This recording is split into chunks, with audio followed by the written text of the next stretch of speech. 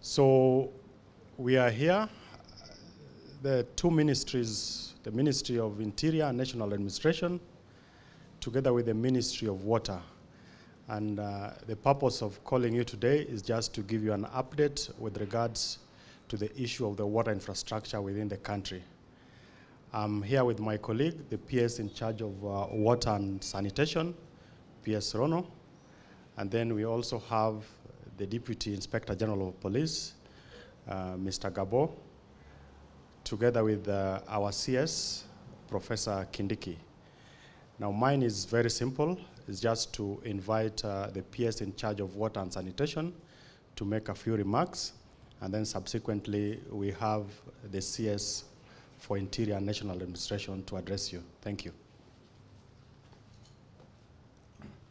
Okay, good morning. Good morning. Yes, yes. As my colleague said, we are here today to discuss on what is called government collaboration working as one. So my name is Paul Rono, PS Water and Sanitation, representing the Ministry of Water today on this event.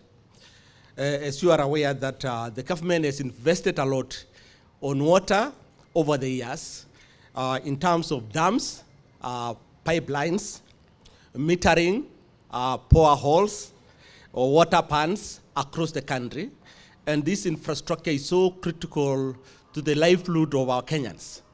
And as government continue investing in water, there is need to make sure that this infrastructure is protected against any vandalism, destruction, or damage, so that we are able as Ministry of Water and as government to provide safe and adequate water as required by our 2010 Constitution, and also water has been declared as a human right issue.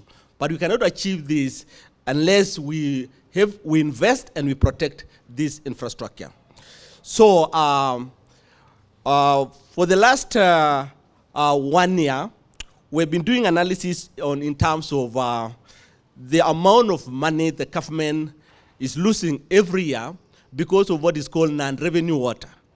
The government has been losing close to 10.6 billion every year because of non-revenue water, which are related to destruction of the water infrastructure, non-payment of water bills, and wrong meterings, among others.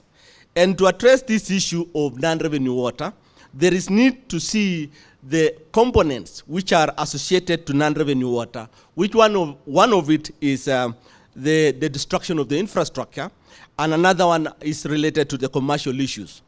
And today we are here to really work together with the Ministry of Interior as one government to deliver on this issue so that we address the issues related to destruction of the water infrastructure across the country once and for all. As you may be aware that currently the water coverage in Kenya is close to 70%. And with the current plans by the government to invest on UE dams, close to 100 dams, and another small dams close to 1,000 dams, and a number of boreholes across the country, there is need to make sure that all this infrastructure, including irrigation infrastructure, are protected. And all this infrastructure which spread across the country has been facing a lot of challenges to do with vandalism and destruction by sometime the contractors who are hired by government to deploy other critical infrastructure like roads, like ICT, among others. And these particular road corridors and the infrastructure of water many a times get affected during this deployment. And today we are here to team up with the Ministry of Interior to ensure that we address this issue through deployment of police officers, which we are asking close to 322 police officers across the country within the current existing unit of the Critical Infrastructure Protection Unit, which we are asking the Ministry of Interior to integrate with water so that all these infrastructures are protected as one. Otherwise, with those few remarks, ladies and gentlemen, asanteni sana.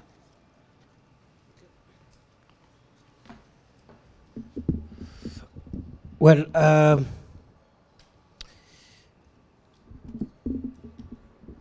my task today is simple, but extremely important. As you're aware, we have been experiencing vandalism, destruction, and tampering with water resources and water infrastructure, which has increased in recent years. As you're also aware, water and the infrastructure that delivers water to the people of Kenya, it's a very essential commodity, very essential infrastructure, but also very delicate, because any unauthorized access to water sources or water infrastructure can cause tremendous security risks for the country. The water sector, just like energy sector, we consider them sectors that require special protection by our security agencies, as well as critical corridors of roads and railways and airports. You would not want to imagine what could happen to the people of Kenya if people with criminal intent were able to access water reservoirs, dams, and the entire infrastructure that brings water to our towns, our villages, our cities. In that connection, the government has decided to categorize water infrastructure as part of the critical infrastructure, and therefore, going forward, water and water infrastructure are going to be under the protection of the Critical Infrastructure Police Unit, CIPU, with the special deployment which we are announcing today. Likewise, I have gazetted, effective this month, water infrastructure, water reservoirs, and all critical water sources as part of critical infrastructure that falls under the Protected Areas Act, which provides for special protection and which provides for procedures of removal from persons who might be found in those places without authorization. We have had attempts by criminals who want to vandalize this infrastructure for economic reasons, but we also have had attempts by criminals who wanted or who would have wanted to access these critical resources and critical infrastructure to attack our country's security. Therefore, going forward, it is important that the people of Kenya familiarize themselves with the implications of the gazettement of this critical infrastructure so that they avoid accessing these places unless one is authorized to do so in the first instance. The same applies to electricity pylons and high voltage power lines, because access to this infrastructure by criminals could plunge the country into untold crisis.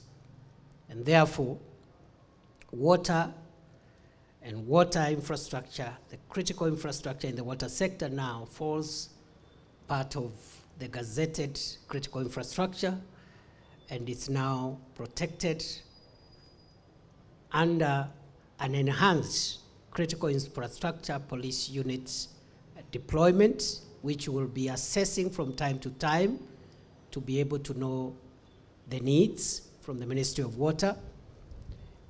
And as I have said, this gazettement means that these areas now fall part of the Protected Areas Act.